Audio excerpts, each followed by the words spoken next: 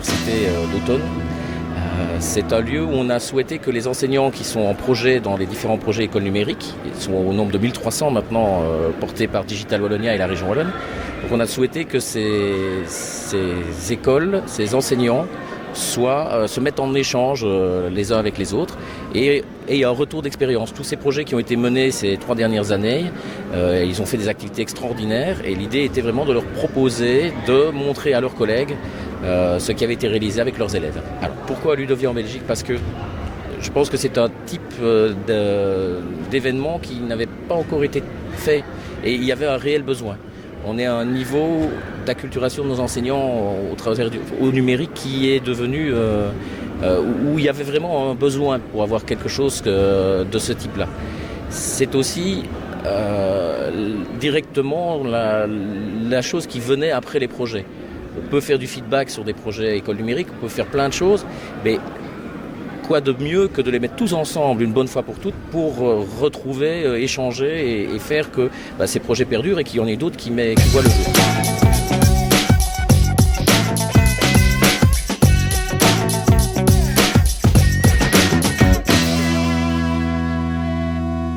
Je pense que les enseignants ont besoin, pour s'approprier le numérique comme culture et pour s'approprier les outils, les instruments numériques, ils ont besoin d'abord d'un cadre de confiance, du reste comme les élèves, c'est-à-dire le droit à l'erreur. Et ça, c'est une culture de l'exploration qui n'est pas toujours assez présente dans les systèmes éducatifs.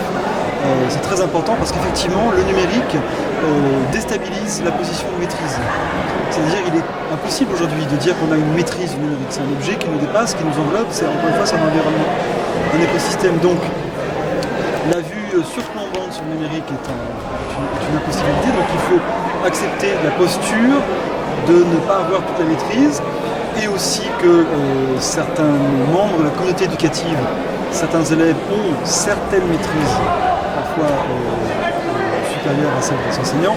Néanmoins, les enseignants gardent évidemment la maîtrise pédagogique, la maîtrise disciplinaire, mais il est vrai qu'on a besoin d'un cadre de travail où l'essai-erreur est toléré, le droit à l'expérimentation et le droit et du coup le droit à la créativité. Ça, je pense que c'est très important, ainsi que le fait de proposer aux enseignants ce que les Anglais appellent le low hanging fruit, le fruit qui est facile à atteindre, c'est-à-dire d'embrayer sur des usages immédiatement opérationnels en classe et non pas sur des usages extrêmement pointus, avancés. Donc il est important que dans l'école, il n'y ait pas seulement une petite communauté, voire un seul, quelques champions qui, avec une agilité déconcertante, montent l'arbre tel des écureuils du numérique. Mais tant qu'il n'y a pas une masse critique, on dit environ 30% de profs qui utilisent, lorsque le champion quitte l'établissement, les usages retombent. Donc on a besoin d'une certaine modestie, d'y aller pas à pas et surtout de bien sûr se poser la question toujours de la plus-value pédagogique parce que certains champions du numérique ont parfois une appétence pour la nouveauté et les enseignants dans leur bon sens pédagogique ne se saisiront du numérique que s'ils voient la plus-value sur les apprentissages et sur la qualité de leur travail.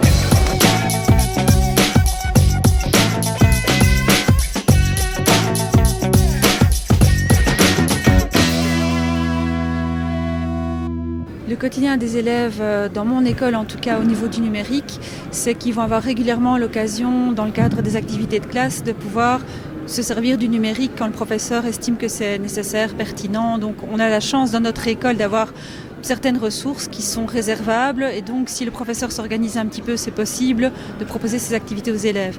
Donc, nos élèves sont régulièrement dans des situations où ils peuvent employer des tablettes, des ordinateurs et mener des projets.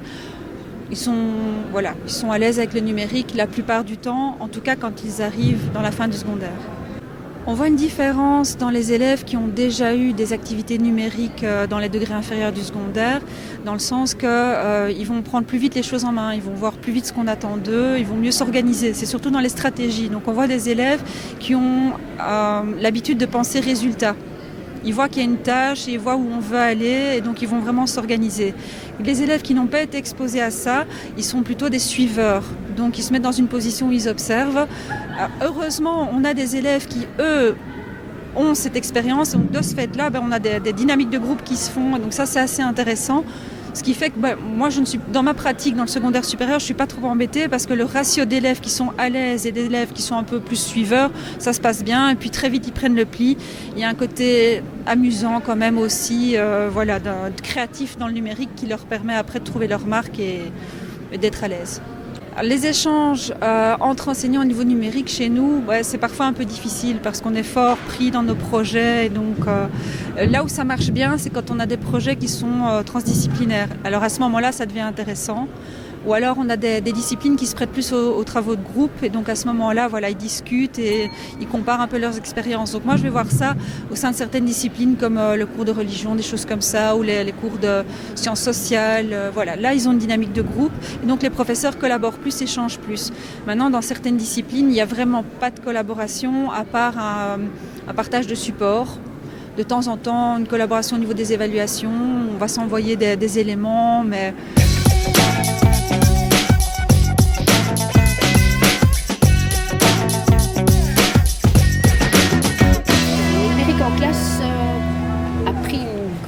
place au quotidien. Mes élèves ont accès tous les jours à la tablette, mais également au TBI ou à la robotique.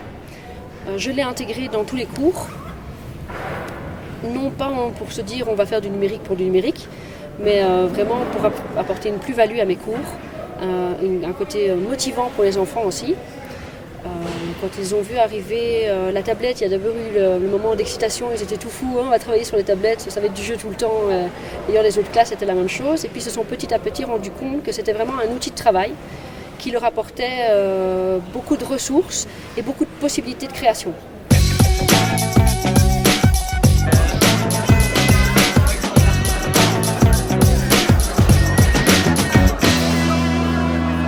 Quand on a créé Ludovia il y a 15 ans, au départ l'idée c'était de se dire on peut approcher l'école différemment ou les apprentissages différemment.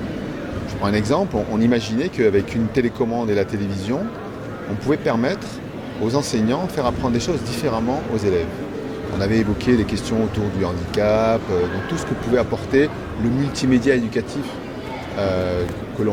comment on l'appelait à cette époque-là. Aujourd'hui, en fait, au fur et à mesure des années, Ludovia s'est transformée en une œuvre beaucoup plus complexe. C'est-à-dire que c'est surtout sur ce que font les enseignants dans le cadre de leur pédagogie avec un monde numérique qui est autour d'eux. Donc on est totalement, pas à l'opposition, mais différent des objectifs premiers de Ludovia. Au début, c'était la technologie, qu'est-ce qu'on pouvait en faire dans le cadre de l'enseignement. Aujourd'hui, le centre de Ludovia, c'est l'enseignant. Et ça, c'est déjà la différence. Deuxième chose, aujourd'hui, Ludovia est devenue, sur la base de cette communauté ou de ces communautés d'enseignants qui viennent à Ludovia chaque été, au printemps, à l'automne, aujourd'hui donc à Ludovia Belgique, ils viennent échanger sur quelque part leur métier. Comment ça se passe dans leur classe? Comment je peux partager mon expérience pédagogique? Et on est toujours dans ce cadre numérique, et que ce soit de la robotique, que ce soit des tablettes, que ce soit un tableau blanc interactif, ce n'est qu'une fonction support quelque part, mais l'essentiel de ça, c'est répondre à l'expérience en classe de l'enseignant. Je pense que Ludovia de plus en plus a cette vocation d'aider à la généralisation des pratiques, parce que simplement Ludovia s'étend, Ludovia se généralise, la fréquentation est en augmentation et la curiosité des gens est très forte. Et surtout, il y a un effet, je dirais, un peu de longue traîne, de continuité, c'est-à-dire que Ludovia a certes une nature d'événements ponctuels, mais en amont et en aval, il y a toute une communauté qui se forme avec des échanges informels ou parfois formels. Et donc Ludovia, c'est certainement pas seulement un événement, c'est en fait un ensemble, une constellation de communautés. Ce que moi, ça m'a apporté ici de venir à Ludovia et quand j'étais à Ludovia France, c'est le fait qu'on a beaucoup parlé pédagogie plus que technologie et usage. Moi, j'ai vraiment apprécié ça. On était vraiment sur des échanges d'idées, les gens rebondissaient sur les idées les uns des autres, les questions étaient toujours très intéressantes. Et donc voilà, et la convivialité, je pense qu'il y a une espèce de j'avais envie de dire un joyeux bazar. On a l'impression que ça part dans tous les sens, mais chacun y trouve ce qui est intéressant pour lui. Le contenu est de qualité, on a vraiment des orateurs très intéressants, très disponibles.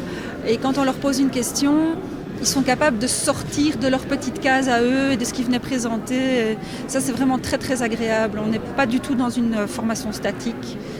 Je pense que le fait de venir à Ludovia peut premièrement donner des idées. Ce qu'on se dit souvent, oui, on a reçu du matériel, parce qu'on est pas mal équipé quand même, je pense, en Belgique, dans beaucoup d'écoles. Et beaucoup d'enseignants sont démunis et se disent, qu'est-ce que je peux en faire ? Oui, j'ai mes tablettes, oui, des robots, j'en ai entendu parler, mais réellement, ça va m'apporter quoi ? Ça va apporter quoi aux enfants ? Et le fait d'avoir un retour d'enseignants qui l'utilisent, qui montrent ce qu'ils ont fait dans leur pratique, ça donne des idées, ça donne envie aussi de dire oui, finalement c'est quand même bien, c'est vraiment motivant, j'ai pu tester et c'est un plus et c'est nécessaire parce qu'il y a des enseignants qui ont vraiment besoin de ce côté de voir avant de se lancer, de voir que oui, ça a fonctionné, fonctionner c'est un grand mot, mais que ça peut marcher, que les enfants adhèrent et qu'on n'est pas perdu dans ce monde numérique et qu'il y a vraiment des ressources disponibles.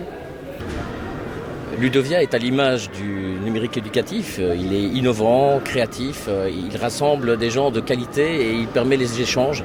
C'est vraiment le type d'événement qui manquait en Belgique et en région wallonne.